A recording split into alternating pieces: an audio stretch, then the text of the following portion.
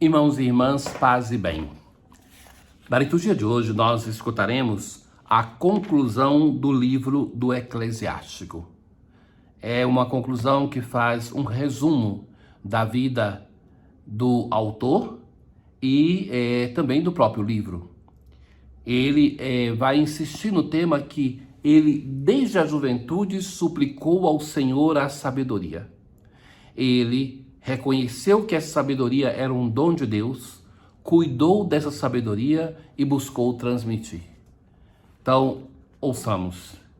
Quero te dar graças e louvar-te, e bendirei o nome do Senhor. Dar graças, louvar, bendizer. Na minha juventude, antes de andar errante, procurei abertamente a sabedoria em minhas orações. Então, ele vai dizer que, através da oração, pedindo ao Senhor a graça da sabedoria, antes que ele errasse, antes que ele se perdesse na juventude, ele suplicou ao Senhor o dom da sabedoria. Meu coração, na sabedoria, colocou sua alegria. Encontrei para mim abundante instrução, e por meio dela fiz grandes progressos. Por isso glorifico a quem me dá a sabedoria.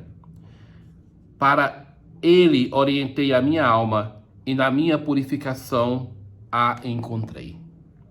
Para ela.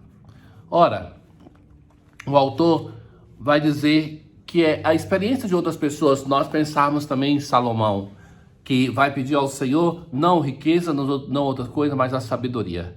A sabedoria, ela é considerada no Antigo Testamento como fruto da escuta da palavra de Deus. Já o salmista vai dizer por algumas vezes: me tornei mais sábio do que todos os outros colegas, porque fui instruído pela palavra de Deus.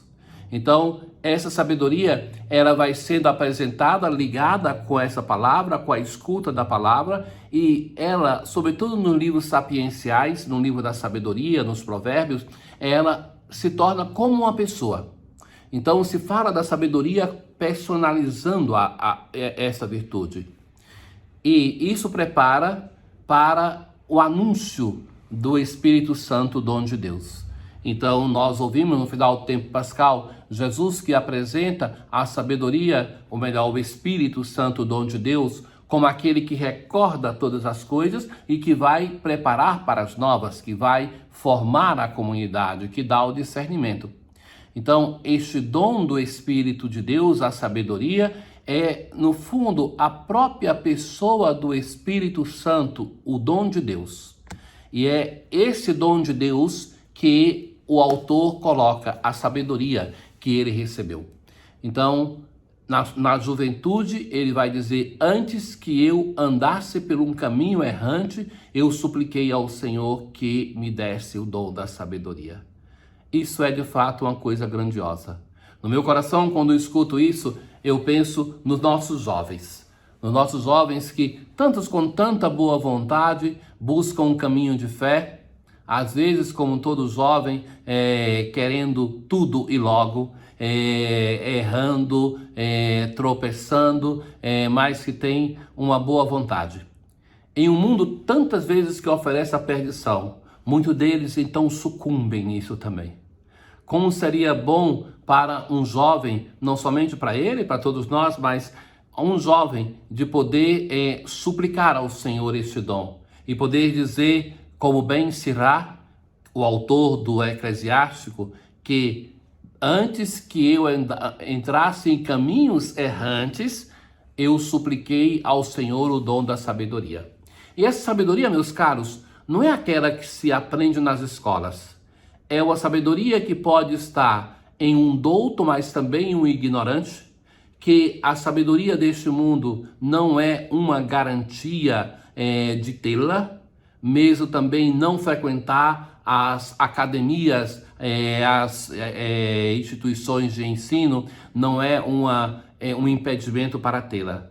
Para citar um exemplo, entre tantos outros, São Francisco, ele vai se chamar de um ignorante, iletrado e ignorante. E quanta sabedoria de vida, dom do Espírito Santo, nós encontramos deste homem Francisco de Assis. assim como em tantos outros. Se nós pensarmos em pessoas da própria Sagrada Escritura, se nós pensarmos no próprio grupo apostólico, não é que era um grupo de homens diante do mundo doutos e letrados, mas que Deus escolheu aquilo que tinha de mais simples no mundo para mostrar que era a sua graça. No Evangelho de Marcos, Jesus, ele, já desde o início, ele tem 5 embates na Galileia com as autoridades religiosas. E hoje no Evangelho nós vamos começar a escutar o primeiro daqueles 5 que ele vai ter em Jerusalém. Então, depois daquilo que Jesus fez com os vendilhões do templo no Evangelho de ontem, Jesus, é interessante a expressão de Marcos, que Jesus começou a andar em círculos do templo. Então, depois, os sumos sacerdotes, então, são esses que vão colocar as questões de novo para Jesus, como na Galileia, agora também. Os sumos sacerdotes, os mestres da lei e os anciãos chegam para Jesus e fazem 2 perguntas. Com que autoridade fazes essas coisas? Quem te deu autoridade para fazer isto? O que essas coisas, o que é isso? Aquilo que Jesus fez do templo, de expulsar os vendilhões, que nós já conhecemos. Então, Jesus vai dizer assim: vou lhes responder uma pergunta. A primeira, Jesus fala, vou fazer-vos uma só pergunta, e se me responderdes, eu vos responderei com que autoridade faço isso, que é só a primeira pergunta. E aquela segunda, quem te deu autoridade para fazer isso? Jesus não vai responder, né? Já desde o início diz que não vai, porque a autoridade dele não é dada por nenhuma pessoa deste mundo, mas é o próprio Pai que a dá. E agora então, Jesus faz uma pergunta: o batismo de João vinha do céu ou vinha dos homens? Essa é a pergunta difícil para eles. Eles mesmos vão compreender, o próprio evangelista Marcos vai descrever isso, que se eles vão dizer assim, que o batismo de João vinha dos céus, então eles pensam, Jesus vai perguntar, e por que vocês não acreditaram em João? E se nós dissermos que vem dos homens, a multidão vai ir contra eles.